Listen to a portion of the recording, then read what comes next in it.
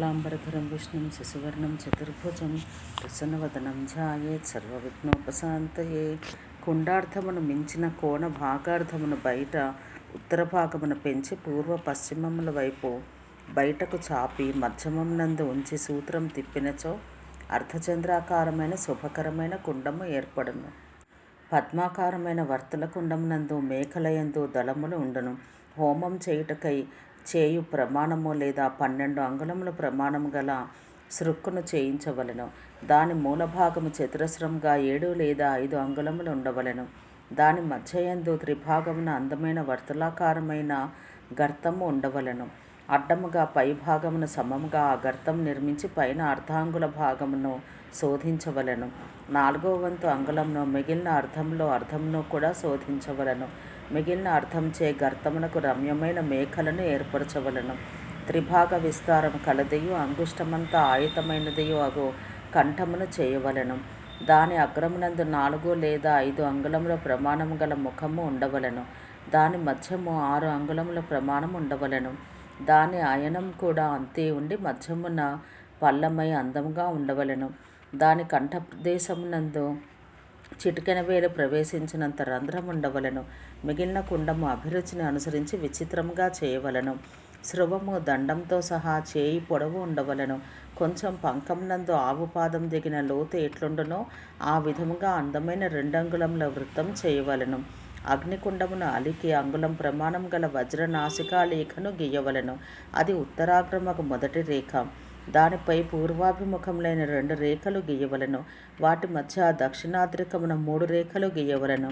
మంత్రవేత్త ఈ విధంగా రేఖలు గీసి ప్రణవముచ్చరిస్తూ నీళ్లు చల్లి ఓంకారమును ఉచ్చరిస్తూ పీఠమును కల్పించి దానిపై మూర్తిమతి అగు వైష్ణవీ శక్తిని అలంకరించి విష్ణువును స్మరిస్తూ అగ్నిని ఉంచవలెను. జానెడు పొడవుగల సమిధల నుంచి ఆ అగ్నిని ప్రజ్వలింపచేసి పూర్వాది దిక్కులందు దర్భలు 3 విధములుగా పరిచి వాటిపై పాత్రను ఇధ్మమును వహ్నిని సమీపమున ఉండునట్లు చేసి సృక్కును స్రువమును భూమిపై ఉంచవలెను.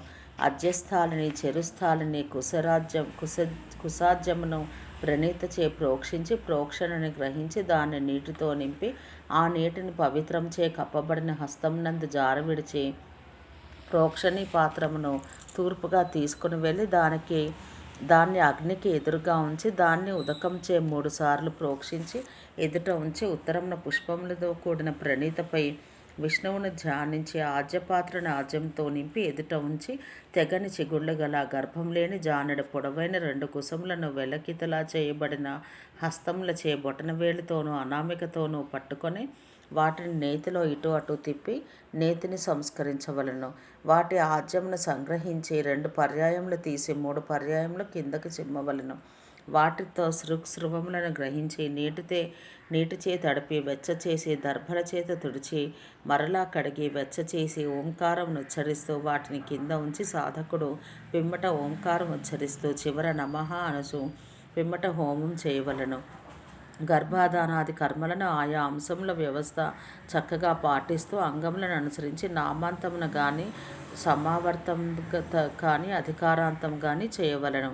సాధకుడు అన్నింటినీ ఓంకారంతో ఉపచారం చేయవలను. ధనలోభం చేయకుండా అంగహోమములు చేయవలను. గర్భాధానము, పుంసవనము, సీమంతోన్నయనము, జాతకర్మ నామకరణము, అన్నప్రాసనము, చౌలము, వ్రతబంధము, సమస్తమైన వేదవ్రతాలు, స్నాతకము, వివాహము, అధికారికము అను సంస్కారములు వరుసగా చేయవలను. ప్రతి కర్మయందును హృదయాది క్రమముచే ధ్యానించి ఒక్కొక్క కర్మను పూజించి మరలా 8 ఆహుతులను హోమం చేయవలను.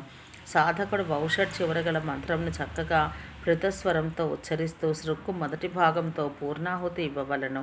విష్ణువుకై వహ్నిని సంస్కరించి వైష్ణవమైన చరువుని అర్పించవలను. స్థండిలం మీద విష్ణువును పూజించి మంత్రములను స్మరిస్తూ ఆశ్రయించవలను. ఉత్తమమైన సాంగావరణం ఆసనాది క్రమముచే గంధ పుష్పములతో పూజించి దేవతాశ్రేష్ఠుడైన ఆ విష్ణువును ధ్యానించి సమిధను ఉంచి పిమ్మట ఆగ్నేయ ఈశాన్య దిక్కులందు అజ్యాఘారములను వాయవ్య నైరుతి దిక్కులందు అజ్యభాగములను క్రమానుసారంగా సమర్పించి పిమ్మట దక్షిణోత్తర చక్షుర్ హోమములు చేసి పిమ్మట అర్చాక్రమానుసారంగా మధ్యయందు సర్వమంత్రములతోడను హోమం చేయవలను. అద్యం చేత మూర్తిని తృప్తిపరచవలను. 10వ అంశం అంగహోమం చేయవలను.